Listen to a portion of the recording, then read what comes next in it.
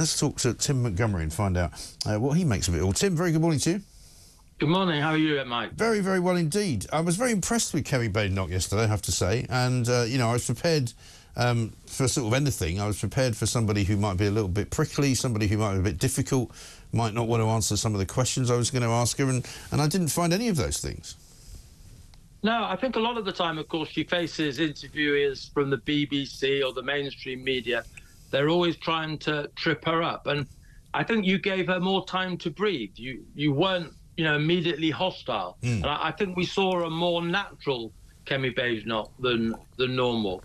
Perhaps more the kind of Badenoch that Tory activists see when she's been going around on the circuit during this leadership election.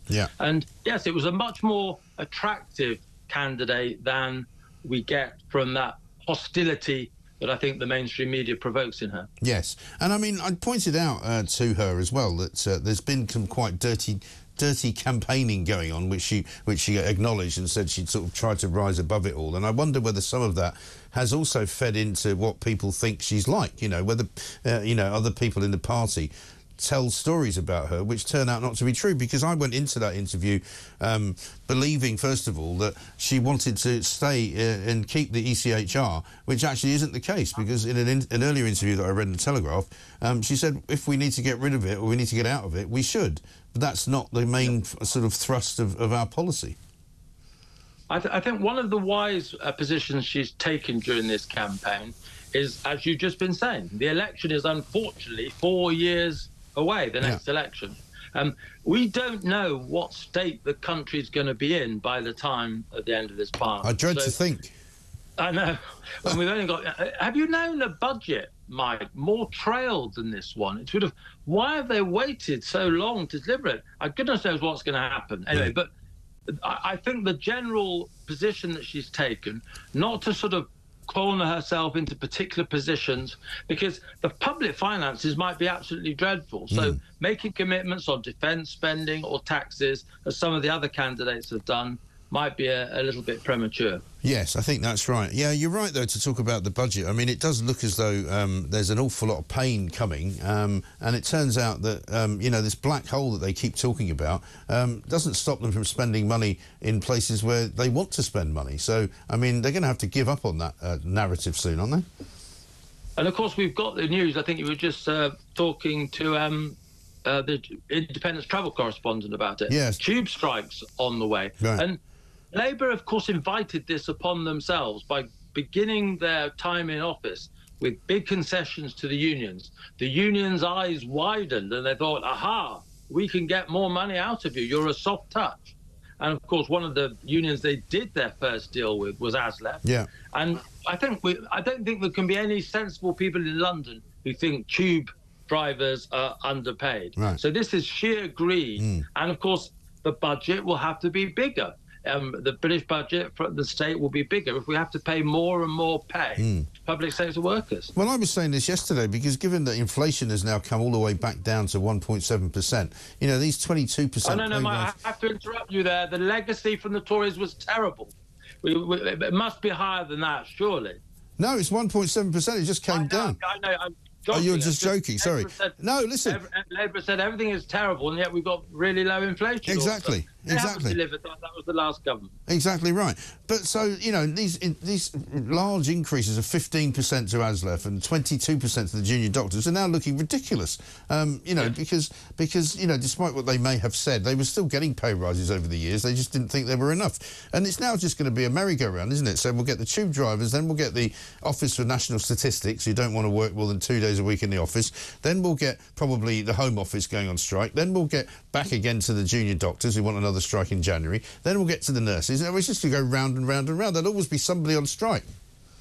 Yeah. And meanwhile, of course, pensioners are worried about their winter fuel bills. And I think it's the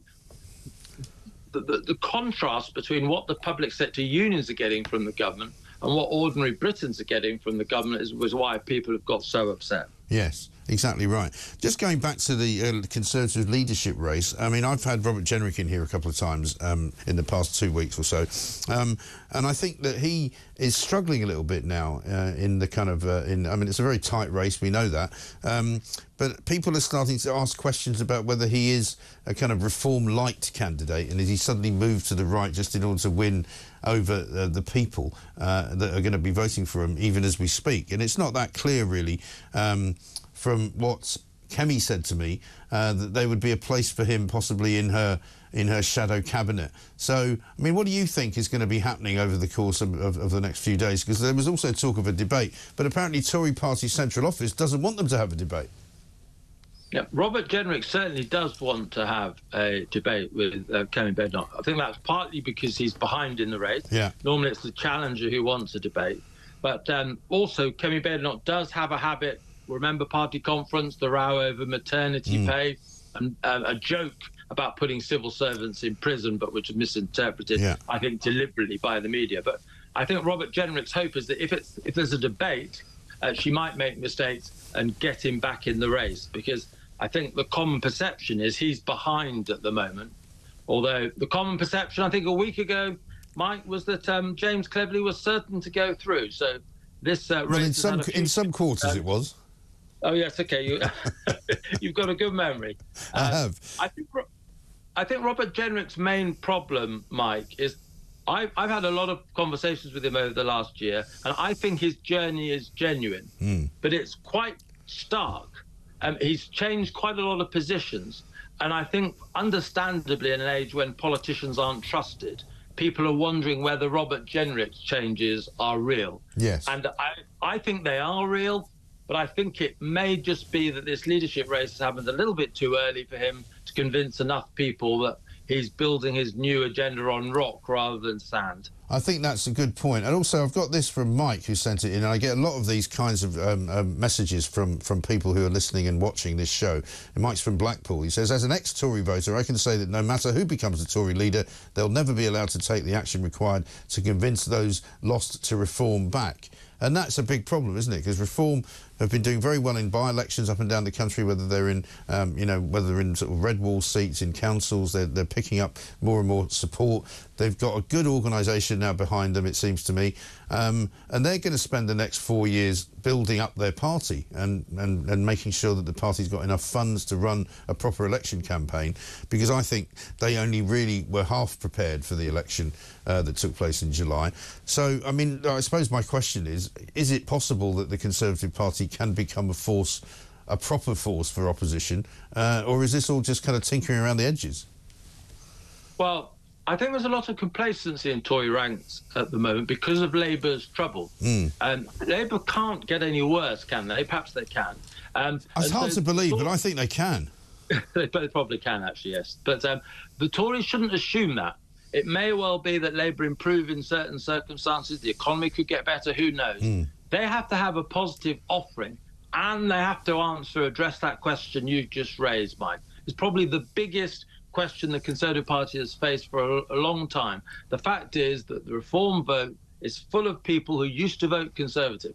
People like Nigel Farage and Richard Tice would once have been Conservative MPs. We let that happen. We created this divide as my party on the right by failing to do so many things we said we would do, and often doing the opposite. And so I think at some point, although some Conservatives won't like it, some sort of arrangement, informal or otherwise, will have to be made between these two parties. Otherwise, if we don't have that, and it will take some sort of compromise on both parties, we'll have another Labour government, and that really would destroy the country. Yeah, I think so. Tim, very good to talk to you. Thank you very much indeed. Tim Montgomery, there, founder of Conservative Home, former Downing Street advisor. Just